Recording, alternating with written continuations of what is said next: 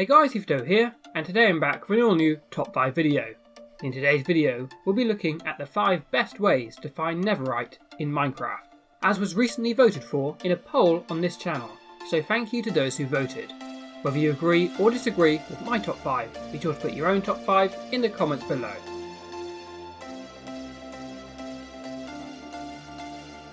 Starting us off today in our number 5 spot, we have strip and branch mining. This methodical approach to mining is the safest method in today's list, providing you with a relatively stress-free nether mining trip. Mining down one straight tunnel with occasional branching to either side is an effective and calculated way of seeking out any ancient debris in a given area, with between Y11 and Y15 proving to be the most effective level to mine at. But this carefully planned approach comes at the cost of quick results. It is a slow process given the fact that debris veins are often small, in addition to their rarity in general. Ironically enough, this makes what is typically considered one of the best methods for finding other rare ores, such as diamonds, one of the weaker options in the case of netherite. In at the number 4 spot, we have tunnelling. Similar to strip mining, but without any branches, tunnelling involves mining only in a single direction, an unbroken straight line, that allows you to cover the largest area possible in your search for the elusive ancient debris, as only a maximum of 5 debris will spawn in each chunk. This method works best when using an efficiency pickaxe, as the faster you can mine, the more ground you can cover. While marginally more effective than strip mining, this method is still a long way off our top 3 entries, so don't expect to find too much netherite using this strategy. To get the most out of this method, if you do choose to use it, make sure to pack lightly, as you'll quickly fill your inventory with netherite. It's also a good idea to tunnel back in the opposite direction when you decide to go back home, so make sure you have a spare pickaxe on hand for this return journey, as you will likely break your first pickaxe regardless of its material. Up into spot number 3, we have looting Bastian Remnants, the one and only place you'll find netherite ingots as opposed to ancient debris. The Bastian Remnants can be a treacherous place to visit, but the risks are outweighed by the potential rewards. Not only will a visit to a remnant give you a chance of finding netherite, you'll also likely come away with some diamond armour and plenty of gold, among other treasures, for your troubles.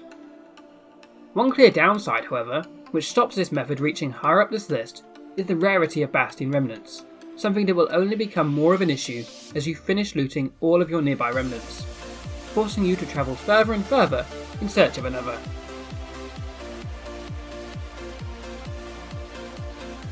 In at number 2, and taking a big step up in effectiveness, we have TNT mining.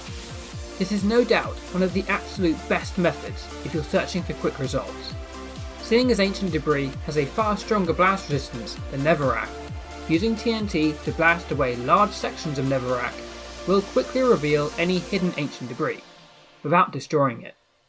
Despite the use of explosives, this is actually a pretty safe method, as the delay between lighting the TNT and the actual explosion can be easily increased, if necessary, using redstone, to provide ample time to find cover. In fact, the one and only downside to this otherwise fantastic method is how expensive TNT is to make in large quantities. Each TNT is crafted using 4 sand and 5 gunpowder. And while sand is of course incredibly easy to get, gunpowder on the other hand is not so easy. When you think that to craft just 20 TNT, you'll need 100 gunpowder, which is more than a stack and a half for just a 5 to 10 minute mining trip. Taking today's top spot, we have bed mining, a method which takes advantage of the usually annoying fact that beds explode in the nether. The strategy here is essentially the same as our previous entry, but by substituting TNT for beds, you now have an even more powerful explosive, and one which is a lot easier to craft. With a basic sheep farm and a handful of logs, you can fill your inventory with beds time after time, making this by far the cheapest and most effective method of getting netherite. Just be sure to be careful when setting off the beds, as get things wrong and all your efforts will have been for nothing.